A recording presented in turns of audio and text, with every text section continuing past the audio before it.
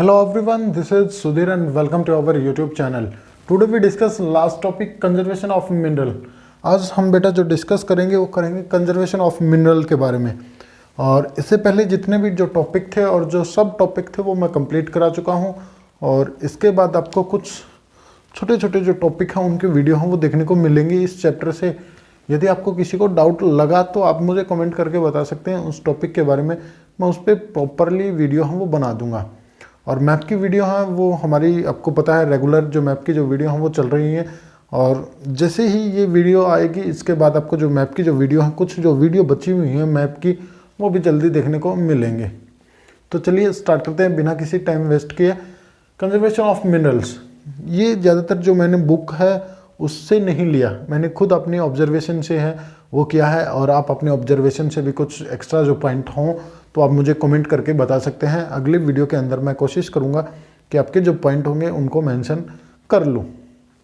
चलिए बात करते हैं। पहला जो पॉइंट आता है वो आता है ओल्ड एंड ट्रेडिशनल मेथड, कि आज भी हमारे देश के अंदर जो हम मिनरल्स का प्रयोग कर रहे हैं तो उसका जो मेथड है वो काफ़ी पुराना है और प्राचीन काल से चला आ रहा है। तो जिसकी वजह से क्या होता है, काफ़ी ज़्यादा जो एनर्जी है वो वेस्ट हो जाती है। तो इस चीज़ को भी हमने देखना चाहिए कि ये जो हमारा जो मेथड है इसको भी हमने चेंज करना चाहिए, इसमें भी कुछ परिवर्तन है वो लाने चाहिए, जिसके कारण क्या हो कि हमारा जो मिनरल्स हैं वो सेफ हो सके, जो मिनरल्स जो एनर्जी है वो बच सके।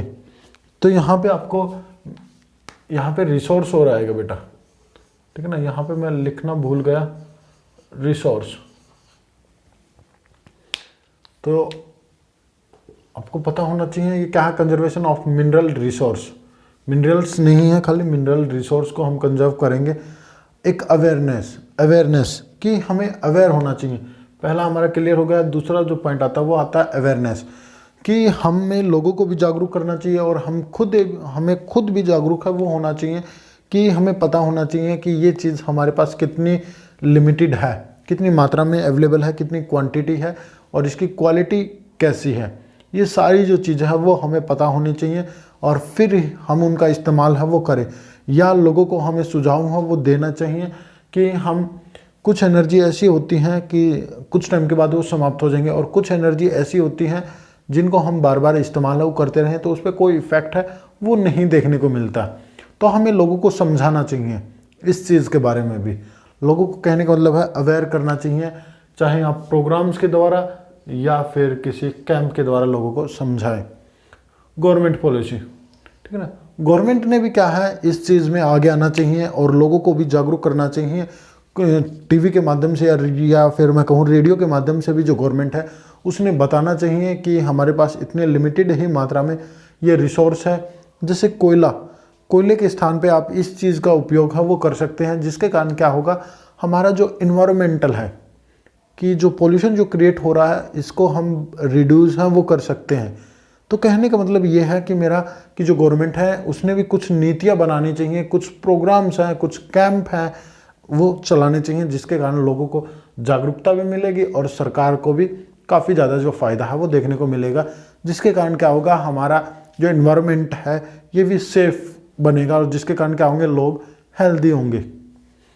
अगला अल्टरनेटिव ऑप्शन, कि हमें क्या करना चाहिए, हमारे पास कुछ ऐसे रिसोर्स हैं जो कुछ टाइम के बाद समाप्त हो जाएंगे, कि कुछ रिसोर्स ऐसे हैं जो कुछ टाइम के बाद हमारे पास समाप्त हो जाएंगे और उसके लिए सरकार ने, ठीक है ना, उसके लिए सरकार ने या फिर हमें मिलके उसका अल्टरनेटिव जो ऑप्शन है वो निकालना चाहिए।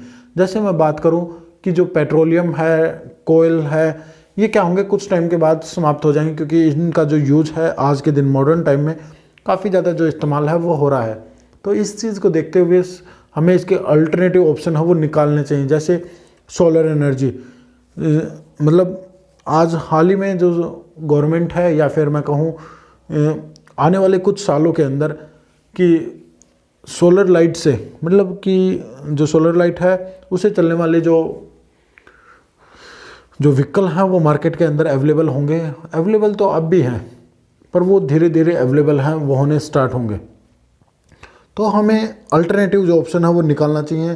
जैसे एनर्जी की मैं बात करूँ, कोल और पेट्रोलियम से जो एनर्जी जो मिलती है उसके स्थान पे हमें जियोथर्मल का इस्तेमाल करें या फिर बायो एनर्जी का इस्तेमाल करें, ठीक है ना, न्यूक्लियर एनर्जी का इस्तेमाल करें। तो ये सारी जो चीज़ें हैं वो हमें देखने को मिलती हैं और इनका अल्टरनेटिव ऑप्शन है वो भी निकालना चाहिए। यूज ऑफ स्क्रैच मेटल, ठीक है ना। स्क्रैच मेटल क्या होते हैं कि जो मेटल हमारे पास ज़्यादा अवेलेबल है और जिनका हम दोबारा से यूज़ कर सकते हैं, ठीक है ना, उसका एक बार इस्तेमाल करने के बाद दोबारा से हम उसको कन्वर्ट करके उसका जो इस्तेमाल है वो कर सकते हैं। ऐसी जो मेटल हैं, ऐसी जो मिनरल्स हैं, हमें उनका इस्तेमाल है वो ज़्यादा से ज़्यादा करना चाहिए। Conservation of resource for our sustainable development, जो रिसोर्स होते हैं उनको हमें कंजर्व तो करना चाहिए और जो हमारी जो आने वाली जो भावी पीढ़ी है, सस्टेनेबल डेवलपमेंट के लिए आने वाली जो फ्यूचर जो जनरेशन है उसके लिए हमें सेव करना चाहिए, ताकि वो भी अपना जो डेवलपमेंट है, जो अपना जो विकास है वो कर सके। क्योंकि उन्हें भी डेवलपमेंट की आवश्यकता है वो पड़ेगी। ये नहीं कि सिर्फ हमारे पास जो रिसोर्स है उनका इस्तेमाल करें और हमारे बाद कोई इस्तेमाल ही नहीं करेगा। तो कहने का मतलब ये है कि बेटा मेरे यहाँ पे कि हमारी जो आने वाली जो भावी पीढ़ी है वो भी इन रिसोर्स का इस्तेमाल है वो करेगी। तो आप इनको ध्यानपूर्वक, या मैं कहूँ कि एक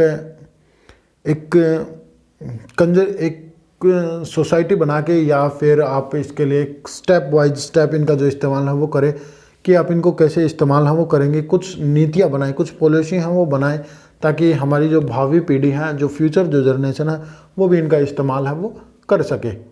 तो बस बेटा चैप्टर हमारा कंप्लीट हुआ। आज के लिए इतना ही था। मिलते हैं नेक्स्ट वीडियो में नेक्स्ट टॉपिक के साथ और नेक्स्ट चैप्टर के साथ। काफ़ी इंटरेस्टेड जो चैप्टर हैं वो होते हैं ज्योग्राफी के। आशा करता हूँ आप लोगों को मज़ा आ रहा होगा। तो आज के लिए इतना ही, मिलते हैं नेक्स्ट वीडियो के अंदर। Thank you.